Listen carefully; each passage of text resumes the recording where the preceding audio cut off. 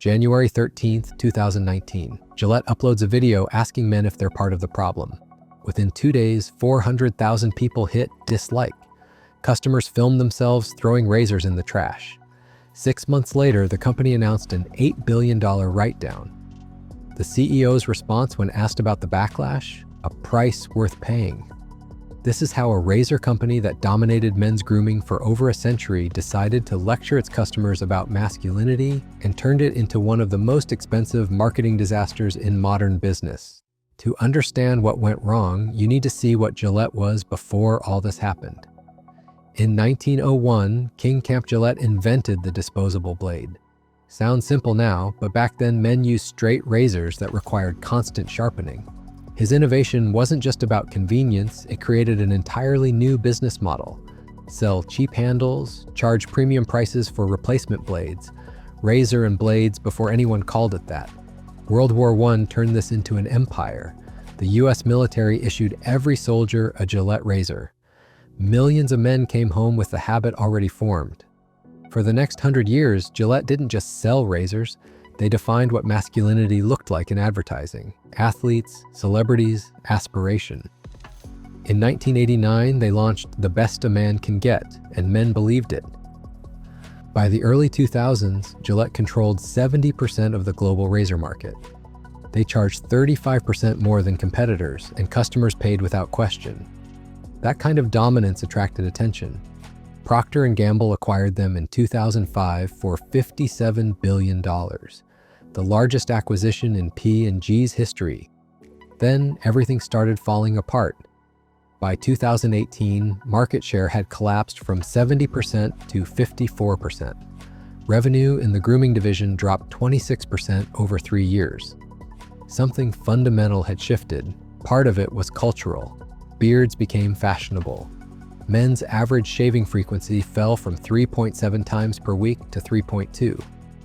Younger guys grew facial hair, watched YouTube tutorials on beard grooming, bought oils and balms instead of cartridges. But the real threat came from a completely different direction. 2011, 2 guys launched Dollar Shave Club. The next year, they make a video where the founder looks directly at the camera and says their blades are great. It goes viral. 12,000 orders in 48 hours crashed their website. The pitch was brutally simple. Why pay $25 for cartridges when $3 blades work fine? Subscribe and we'll ship them to your door. No drugstore trips, no unlocking them from behind plastic cases. Harry's launched in 2013 with the same approach. Lower prices, direct to consumer, better design. These weren't just cheaper alternatives. They felt like brands built for a new generation, not their fathers. Gillette panicked. Blade prices dropped 12% in 2017. Sales kept falling anyway. All they'd accomplished was making less money on products fewer people wanted. Gary Coombe, who ran P&G's grooming division, acknowledged the reality. They were losing share, awareness, and penetration with younger consumers. The solution they chose would test whether a 118-year-old razor company could rebuild relevance by challenging masculinity itself. Here's what was happening in marketing at that exact moment. Taking a stand had become a strategy. Nike made Colin Kaepernick, who knelt during the national anthem, the face of their campaign.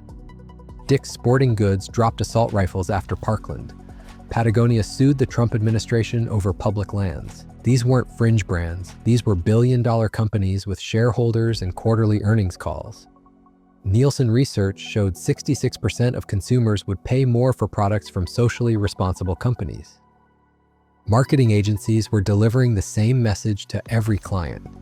Your brand needs to stand for something beyond products. The timing seemed perfect for Gillette. The Me Too movement had sparked global conversations about male behavior. As a men's brand that had spent decades defining masculinity in advertising, Gillette was uniquely positioned to weigh in. Leadership saw an opportunity to connect with younger consumers who cared about these issues. They decided to address toxic masculinity. Gray New York, Gillette's agency, developed a campaign that would flip their 30-year tagline. Instead of "the best a man can get," the message became "the best men can be." To direct it, they hired Kim Gehrig, the filmmaker behind Sport England's This Girl Can, a campaign aimed at empowering women. So Gillette was now asking a director known for speaking to women to deliver a message about masculinity to men. This wasn't just an advertisement, it was a complete repositioning of what the brand represented. Gillette committed $3 million to nonprofits focused on supporting boys and men. They partnered with organizations like the Boys and Girls Clubs of America. The logic seemed sound, align with progressive values, attract younger and more diverse customers who weren't buying razors like their fathers did, build loyalty that went beyond price points and features. January 13th, 2019. They uploaded the film to YouTube. The ad opened with men staring into mirrors as audio of news reports played. References to bullying, the Me Too movement, toxic masculinity. Then it showed a series of scenes. Boys fighting while fathers muttered, "Boys will be boys." Men catcalling women on the street. Male executives talking over female colleagues in meetings. Actor Terry Crews appeared in footage from his congressional testimony saying men need to hold other men accountable. The ad shifted to positive examples. A father stopping his son from bullying, a man intervening in street harassment, young boys learning respect. The film ran 1 minute and 48 seconds. Not a single razor appeared. The YouTube comment section exploded immediately. Users complained about being called rapists and bullies. Others declared they were done with the brand after decades of loyalty. The problem wasn't necessarily the message itself. It was who was delivering it and how. The ad spent most of its runtime showing men behaving badly, bullying, catcalling, dismissing women. Positive examples came only at the end. For many male viewers, the message felt less like inspiration and more like accusation. You are the problem, and it was coming from a razor company, a brand that had spent decades profiting from aggressive masculine imagery, sponsoring boxing, football, celebrating competition. Now that same brand wanted to lecture its customers about toxic masculinity. To critics, it wasn't social responsibility. It was hypocrisy. British journalist Piers Morgan, who had over 6 million Twitter followers at the time, posted his response. "I've used Gillette razors my entire adult life, but this absurd virtue signaling might drive me away to a company less eager to fuel the current pathetic global assault on masculinity." His statement became a rallying cry. Conservative commentators amplified it. YouTube channels made response videos that garnered millions of views. #boycott Gillette trended globally. Customers filmed themselves throwing razors in the trash. Some videos received hundreds of thousands of views. The ad accumulated 400,000 dislikes against 200,000 likes. It became one of the most disliked advertisements in YouTube history. Not everyone reacted negatively. Bernice King, Martin Luther King Jr.'s daughter, called it pro-humanity. Marketing experts praised Gillette for taking a stand. But the loudest voices, the ones driving the conversation, were angry. And those voices belonged to people who had been buying Gillette products for decades. The backlash was so severe that Gillette eventually disabled YouTube comments entirely and later quietly removed the video from their channel. Would the outrage actually hurt sales, or was this just internet noise? Over the next 6 months, the answer became clear. P&G's earnings reports revealed the damage. Grooming segment net sales fell from $6.5 billion in fiscal 2018 to $6.2 billion in fiscal 2019.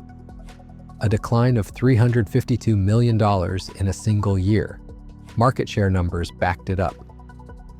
According to P&G's own annual reports, Gillette's global blades and razor share dropped from nearly 65% to just over 60%, continuing a troubling pattern of decline. Where did those customers go? The competitors who'd been chipping away at Gillette's dominance suddenly found themselves with an influx of new customers. Dollar Shave Club and Harry's gained market share. Even Schick, a traditional rival that had struggled for years, saw customers switching. 6 months after the ad launched, P&G held its quarterly earnings call. CFO John Mueller announced an $8 billion write-down on the Gillette brand. The charge created a net loss of over $5 billion for the quarter.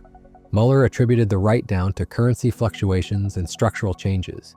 Fewer men shaving, increased competition, changing consumer habits. The ad wasn't mentioned in the official statement, but the timing was impossible to ignore. August 2019, Marketing Week published an interview with Gary Coombe, The interviewer asked directly about the backlash and the $8 billion write-down. Coombe didn't retreat. He called the losses a price worth paying. His reasoning? For the majority of people to fall more deeply in love with today's brands, you have to risk upsetting a small minority. And that's what we've done. The strategy was deliberate. Gillette was willing to alienate older customers who were leaving anyway.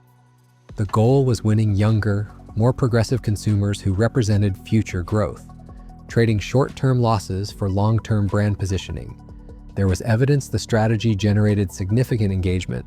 Website traffic spiked to the highest levels in 5 years. The brand garnered over 1.5 million mentions across digital platforms within 24 hours. On paper, it looked like a win, but the research missed something critical.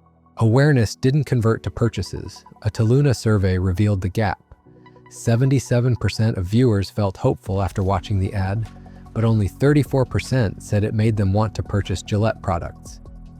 The campaign had also targeted audiences that were 51% female, people who might applaud the message but weren't in the market for men's razors. A Glocality study of over 4,500 male Gillette consumers revealed another problem. Most Gillette buyers were traditional men who valued family and national pride. Gender equality wasn't their priority. With its campaign, Gillette had taken a progressive stance but positioned itself on the opposite side of its own customers. By August 2019, Gillette quietly shifted direction. The company announced it was shifting the spotlight from social issues to local heroes like firefighters and personal trainers. The experiment was over. 4 years later, in December 2023, P&G announced another $1.3 billion write-down. The damage didn't end, it compounded. What exactly went wrong? 3 mistakes. First, Gillette targeted the wrong audience. The campaign reached people who would praise it, not people who would purchase. Second, they confused product relevance with cultural relevance. Nike succeeded with Kaepernick because sneakers are public, visible, worn as statements. Razors are private, utilitarian, used in bathrooms where no one's watching. Some products carry cultural meaning, others just solve problems. Third, they told existing customers they were the problem. The ad spent most of its runtime showing men behaving badly, then asked those same men to buy razors. Gary Coombe called the backlash a price worth paying. 6 years and $9.3 billion later, Gillette is still paying it. Maybe that's the real lesson. You can lecture your customers, you can take a stand, you can generate millions of views and worldwide conversation. But at the end of the day, someone still has to buy the razor. And if your message makes them feel like the problem instead of the solution, they'll find another brand that doesn't. Gillette learned that the hard way. Turns out challenging your customers on their identity costs more than any marketing campaign can justify.